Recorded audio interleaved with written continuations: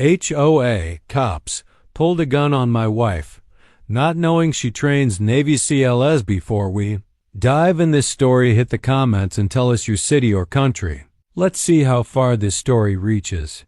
If you like the video, please subscribe. She was watering the lawn barefoot in workout clothes when two men from the HOA's so-called safety patrol pulled up in a golf cart. "You don't belong here," one barked. She smiled politely. "I live here." But they didn't listen. Moments later, one of them pulled a gun on her property in broad daylight. What they didn't know, the woman they were trying to intimidate wasn't just a resident. She trained Navy SEALs in hand-to-hand combat, and she wasn't afraid of men with badges and egos. What happened next would shake the entire neighborhood.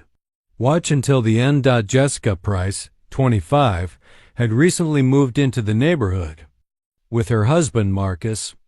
The HOA bragged about safety and standards, but they quickly noticed something else. Stares, whispers, the unspoken suspicion that a young black couple didn't quite fit the mold of this gated community. Jessica, a combat instructor contracted by the Navy, spent most of her time off-duty training elite operatives. She preferred quiet mornings, stretching on the porch, watering plants, and doing solo workouts. No fanfare, no confrontation. But that morning was different. Marcus had gone for groceries, and Jessica stepped out with a watering can and a cup of coffee. She was mid-step when the HOA patrol, a glorified neighborhood watch in khakis and utility belts, came rolling down the street. Their eyes locked on her immediately. No greetings, no clipboard checks, just suspicion. She was about to learn how deep their prejudice ran and how far they were willing to go. The car jerked to a stop in front of their driveway. Two men, late 40s, puffed chests, mirrored sunglasses, stepped out like they owned the block. "You live here?" one asked sharply. Jessica didn't flinch. "Yes. Can I help you?" The second man motioned to her cup. "Alcohol?" She raised an eyebrow. "It's coffee." The first man stepped closer, hand near his hip holster. "We've had reports of trespassing. You match the description." Jessica kept her stance calm. "I live at this address. You can check your records." But they didn't move to verify anything. Instead, one of them pulled a small radio. "Possible suspect, female, refusing compliance." Jessica's heart pounded, not from fear, but from rising anger. She knew this game escalation without cause. Power plays. She held out her hands. "You're making a mistake." That's when the second man reached for his sidearm.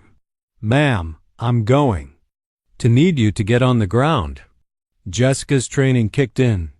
She scanned their posture, their spacing, their lack of real tactical discipline. These weren't honest law enforcement officers. They were weekend warriors with delusions of authority. A drawn weapon was still a deadly threat. Her voice dropped, calm and commanding. "You're drawing a weapon on a homeowner.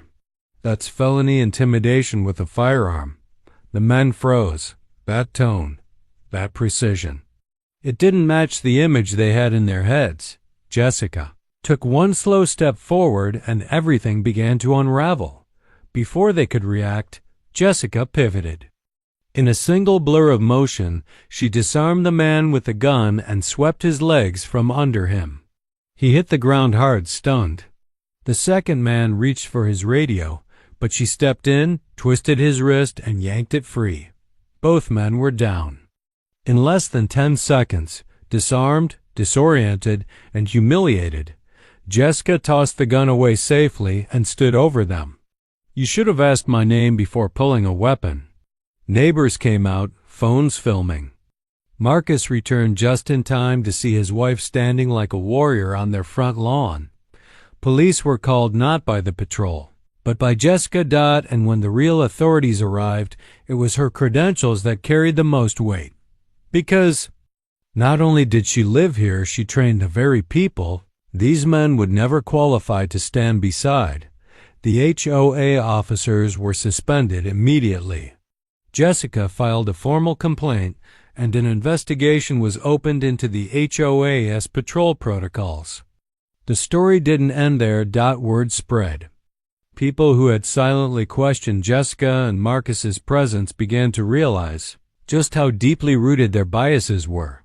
The HOA was forced to disband its patrol program, and new leadership was elected, ones who valued safety without prejudice. Jessica? She kept training warriors. But now she also spoke at town halls, educating communities on implicit bias, authority abuse, and how quickly it can escalate.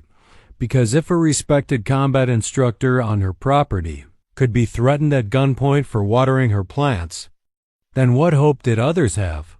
She didn't want praise. She wanted accountability.